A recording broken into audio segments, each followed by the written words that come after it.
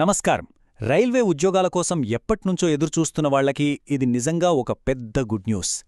భారత ప్రభుత్వ రైల్వే మంత్రిత్వ శాఖ నుంచి ఒక కీలకమైన ప్రకటన వచ్చేసింది. ఆర్ఆర్బీ గ్రూప్ డి రిక్రూట్మెంట్ 2026కు సంబంధించి వచ్చిన ఈ అనౌన్స్మెంట్లోని ముఖ్యాంశాలేంటో ఇప్పుడు మనం వివరంగా తెలుసుకుందాం.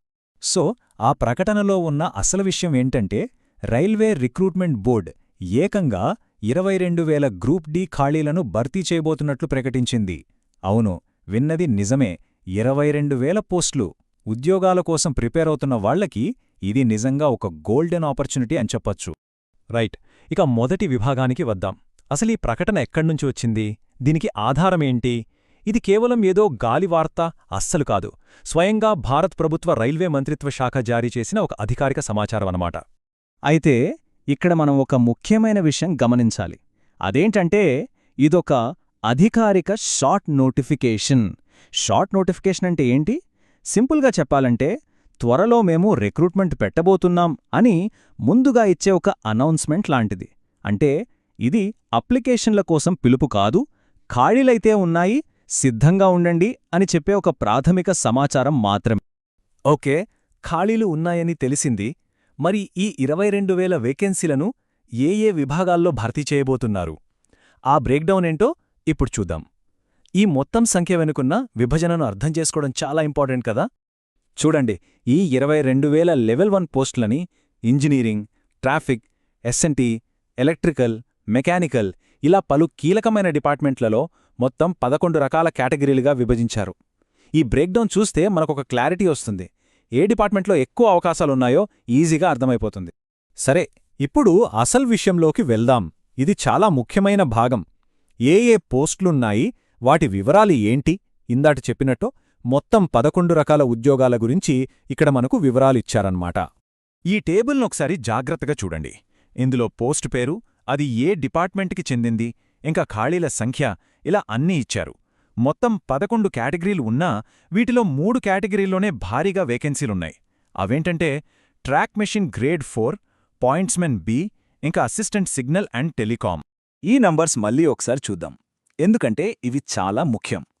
ట్రాక్ మెషిన్ గ్రేడ్ 4లో ఏకంగా 11,000, పాయింట్స్మెన్ బిలో 5,000, ఇంకా అసిస్టెంట్ సిగ్నల్ అండ్ టెలికాం విభాగంలో 1,500 పోస్టులు. అంటే దాదాపుగా ఎక్కువ ఉద్యోగాలు ఈ మూడింట్లోనే ఉన్నాయన్నమాట. సో, ప్రిపేర్ అయ్యేవాళ్లు దీనిపై ప్రత్యేకంగా దృష్టి పెట్టొచ్చు. రైట్. ఇక నెక్స్ట్ సెక్షన్కి వెళ్దాం. అదేంటంటే జోన్ల వారీగా ఖాళీల వివరాలు. ఈ సమాచారం మన తెలుగు రాష్ట్రాల అభ్యర్థులకు చాలా ఉపయోగపడుతుంది. ఈ షార్ట్ నోటిఫికేషన్లో జోన్ల వారీగా కూడా బ్రేక్డౌన్ ఇచ్చారు.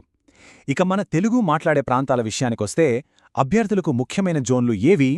సౌత్ సెంట్రల్ రైల్వే అంటే ఎస్సీఆర్, ఇంకా ఈస్ట్ కోస్ట్ రైల్వే. మరి మన సౌత్ సెంట్రల్ రైల్వే జోన్కు ఎన్ని కేటాయించారు? ఈ ప్రాథమిక ప్రకటన ప్రకారం ప్రత్యేకంగా మన ఎస్సీఆర్ జోన్కు 112 ఖాళీలను కేటాయించారు. అయితే ఇది కేవలం ప్రాథమిక సమాచారం. పూర్తి నోటిఫికేషన్ వచ్చినప్పుడు ఈ సంఖ్య ఏమైనా మారుతుందేమో చూడాలి.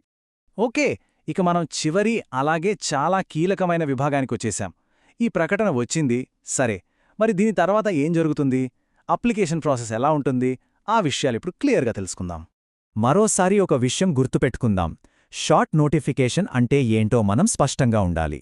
ఇది కేవలం రాబోయే ఖాళీలను కన్ఫర్మ్ చేసే ఒక అఫీషియల్ అనౌన్స్మెంట్ మాత్రమే. దీని ఆధారంగా మనం వెంటనే అప్లై చేయడానికి వీలుపడదు. ఇది చాలా ముఖ్యమైన point. So, recruitment process step by step ఎలా ఉంటుందంటే, ఫస్ట్ ఇప్పుడు వచ్చినట్టుగా ఒక అధికారిక షార్ట్ నోటిఫికేషన్ రిలీజ్ అవుతుంది.